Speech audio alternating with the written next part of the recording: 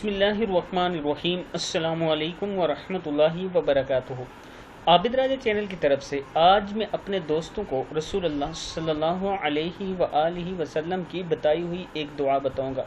उससे पहले मैं अपने तमाम दोस्तों से गुजारिश करूंगा कि इस वीडियो को आपने आगे ज़रूर शेयर करना है। तो शुरू करते हैं। बिस्मिल्लाहिर्रहमानिर्रहीम।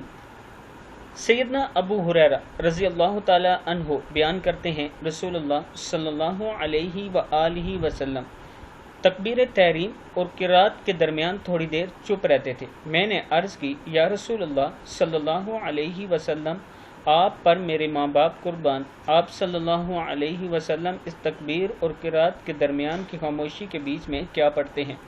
तो आप सल्लल्लाहु अलैहि वआलिहि वसल्लम ने फरमाया, मैं पढ़ता हूँ, अल्लाहुम्मा बाइद बैनी व बैना खतायाया कमा बाअत्ता बैनल मशरिकी वल मगरिबी, अल्लाहुम्मा नक्किनी मिनल खताया कमा युनक्का सौबुल अबयदु मिनद दनस, अल्लाहुम्मा अग़सिल खतायाया बिल माई वस्सल्जी वल बरद।